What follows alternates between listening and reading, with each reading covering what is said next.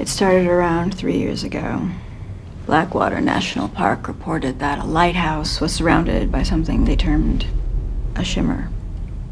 One of the wardens went in to investigate. Never returned. The event was classified. Since then, we've approached by land, by sea, sent in drones, animals, and teams of people. But nothing comes back. And the boundary's getting bigger, it's expanding. Ah, okay, I gotcha now. So this is SCP the movie. Let's see, where do we file this one under? Number 3382. Land covered in dish soap. In Annihilation, a woman's late husband returns from the dead after being lost during a military operation. The pair are then quickly absconded by a dark secret government squad to keep the incident under wraps. Turns out that military operation was to investigate an area of land that had been severely altered by some kind of maybe radioactive meteor, but more importantly, the contamination is spreading. Everyone who goes in never returns, and the movie follows the exploits of the next crew. Despite the fancy sci-fi mumbo-jumbo premise, Annihilation is actually a very simple and straightforward movie. A couple of neat themes are explored, like the multiplication and self-destruction of organisms, but it's nothing special and certainly doesn't provoke a whole lot of thought. It's about as deep as Parasite Eve, so if you could handle that, then don't worry about Annihilation going over your head.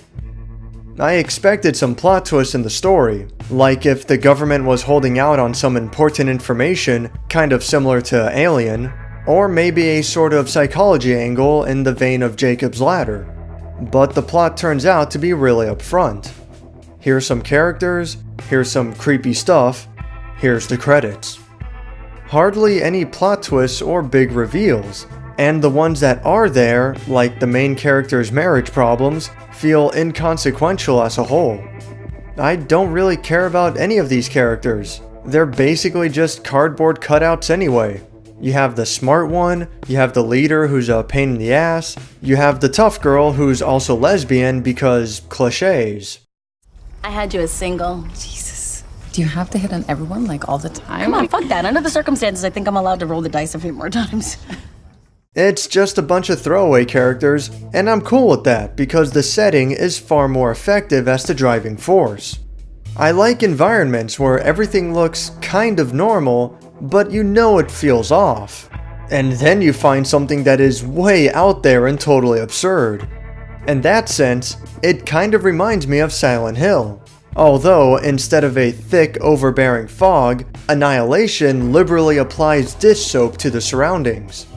Okay, it's actually a pretty cool aesthetic, and it's a fun movie in this regard. You're always in anticipation for what's going to come up next. Unfortunately, it never gets as wacky as I was hoping. Something similar to Animatrix would have been great, like sections of land where it's raining upside down, or objects that get destroyed and then immediately reassemble themselves. There also really needed to be more animals. It's a huge plot point that animals are mutating and severely changing form, but there are only 3 or maybe 4 of them in the entire movie. They don't all have to be hostile, it's just that there was plenty of opportunity to go crazy with the creativity. Maybe doing so would have pushed the budget a bit too far, but as it is, it mainly feels like the film is holding back. The bigger flaw, however, is with the plot progression. Like I said earlier, it's a very simple plot with generic characters, so there's not much of a need to focus on each person as an individual. If the film featured more monsters, more locales, and more moments of just tension, then this could have been a great horror film. But no, everyone's gotta have their moment in the limelight. Volunteering for this? It's not exactly something you do if your life is in perfect harmony. We're all damaged goods here. Anya's sober, therefore an addict. Josie wears long sleeves because she doesn't want you to see the scars on her forearms. She's tried to kill herself. Oh, I think the opposite, trying to feel alive. And not a single care coming from me. This takes a lot away from the movie because these characters are so one-dimensional, but the story is desperately trying to convince me otherwise, and failing. The writing could have been better, but at least it's not terrible. Same goes with the acting, with the exception of Jennifer Jason Leigh, who wins the Oscar for most realistic portrayal of utter boredom.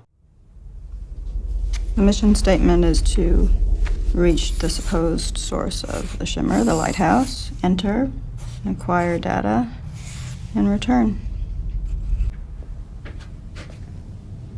I've been watching the phenomenon for a while now. I profile the volunteers. I pick the teams. They enter. I watch. I watch it grow closer. There's only so long one can do that. There's only so much I can take before I end up passing out. On the whole, it's not bad, but the film zeroes in on these characters and rarely lets up when it should have done the complete opposite. Whether or not Annihilation is worth watching is a tough call, and if I have a hard time leaning one way or the other, then I typically just go with no. The environments and monster designs are cool, as are the special effects, but that's only a small percentage of the movie. The focus lies in the characters when it should have been on the far more interesting setting. Annihilation tries to be this really made you think kind of movie with its out-of-the-box themes and divisive arguments between the characters, but it's shallow and could have been far more effective as a traditional horror film. But whatever, it's an average movie overall. A couple of cool things here and there, but nothing worth getting excited over. If you want to be treated to some neat visuals, and again, if you literally want to see SCP the movie, then maybe you can rent it for $1 or something. Thanks for watching my review of Annihilation. If you'd like to be updated on my future videos, you can subscribe to my YouTube channel or follow me on Twitter.